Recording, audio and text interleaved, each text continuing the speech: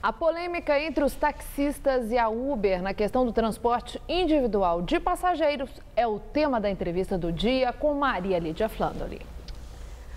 Depois de entrevistar vereadores a favor e contra as atividades desenvolvidas pela Uber no transporte privado, o Jornal da Gazeta recebe hoje Guilherme Teles, que é diretor-geral da Uber. Muito obrigada, Guilherme. Boa noite, Maria Lídia. Boa noite, telespectadores. Eu que agradeço a oportunidade de estar aqui e poder esclarecer um pouco disso. Guilherme, eu acho uma chance ótima de você contar para o nosso telespectador exatamente o que é a Uber que está sendo tão falada ultimamente. Claro, vamos começar do começo. Então, o que é a Uber? A Uber nada mais é do que uma plataforma que conecta motorista a passageiro. Quer dizer, é uma empresa, a Uber. Exatamente. É uma empresa que tem sede aqui no Brasil. A gente tem escritório em São Paulo, no Rio de Janeiro, em Belo Horizonte, em Brasília, que são as 4 cidades que a gente está atuando aqui. Do ponto de vista do usuário, nada mais é do que um aplicativo de celular, onde com um clique de um botão, ele consegue pedir que um carro venha até você. Esse carro, ele tem um motorista privado, é um motorista particular, não é um motorista comum, não é uma pessoa comum, ele tem uma carteira específica que ele exerce atividade remunerada.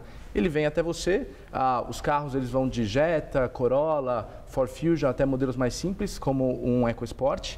Ele abre a porta, ele oferece água, ele pergunta como está o ar-condicionado, você insere o destino, ele usa um GPS para ir até o destino final e chegando no final da viagem, você simplesmente sai do carro porque o seu cartão de crédito já está registrado. Então não tem aquela troca de dinheiro. Quer dizer, você não paga para o motorista. Você não paga para o motorista, você já cadastrou o seu cartão de crédito. É debitado do seu cartão de crédito. Exatamente. Bom, Uber é um nome ou é uma sigla? Uber é um nome. A empresa surgiu em São Francisco, hoje a gente atua em mais de 58 países, em 320 cidades. Todos os veículos que prestam esse serviço que você descreveu, oferecido pela Uber, eles são licenciados pela prefeitura para fazer esse tipo de serviço? Os veículos todos dos nossos parceiros, eles passam por uma verificação do nosso lado. Então, como que isso acontece?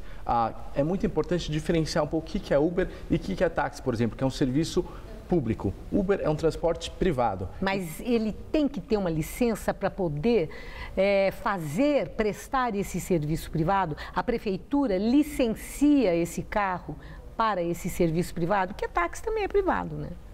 Táxi, na verdade, mas tem que ter uma público. licença. Exatamente. Então, quando a gente fala de licença, a gente está falando de coisas públicas.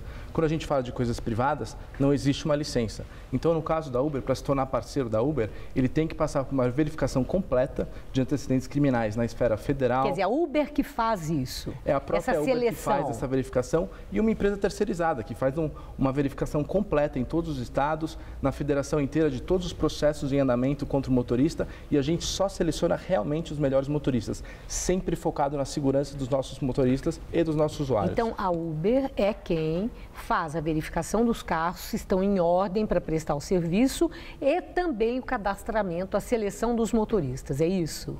Exatamente. Quem faz a verificação dos automóveis é uma outra empresa terceirizada. Então, a gente tem Sim, mas sob a responsabilidade de vocês, da Uber. Exatamente. Agora, o que é interessante? Quem mais faz a verificação? O próprio usuário.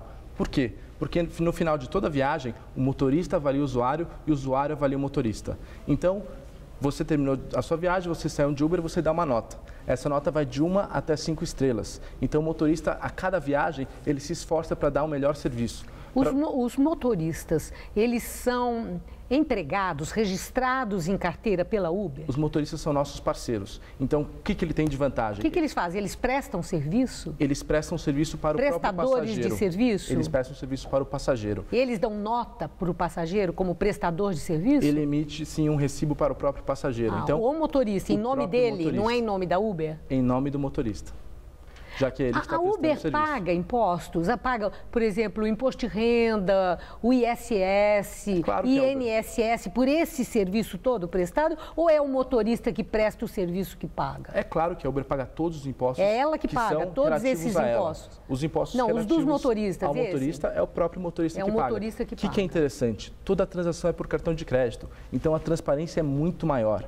É muito mais difícil dele esconder alguma coisa. Então, ele também é responsável por pagar os seus próprios impostos. E as notas, hein? Como é que tem sido de quem usa já o serviço? As notas são muito boas. Para você ter uma ideia, numa escala de 1 a 5, os passageiros têm dado 4,85 de nota para os motoristas. Essa é a média? Essa é a média. É um serviço com 97% de satisfação.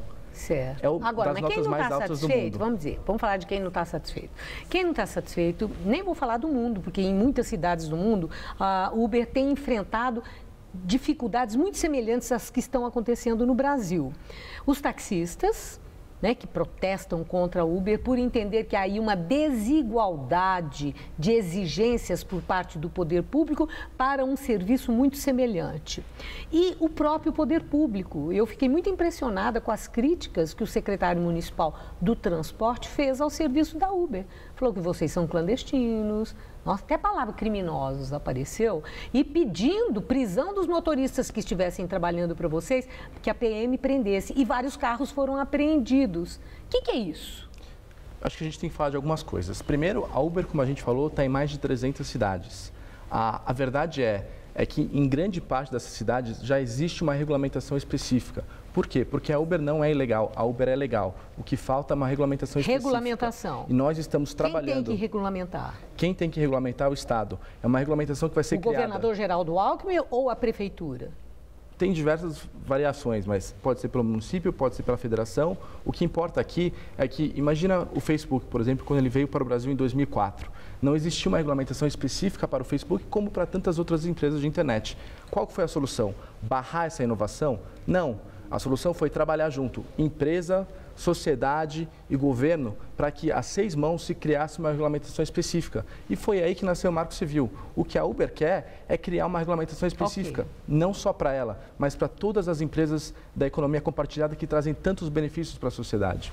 Bom, eu estou entendendo que está com a palavra o poder público para essa regulamentação que vocês mesmos estão pleiteando, é isso? Exatamente, e temos conversado com todos eles. É uma conversa longa, temos tido conversas, queremos conversar cada vez mais, porque quem ganha é a sociedade. A mobilidade é muito importante, o trânsito existe e a Uber pode ser uma solução junto com tantas outras. Muito obrigada, Guilherme. O prazer foi todo meu. Boa noite. Estela.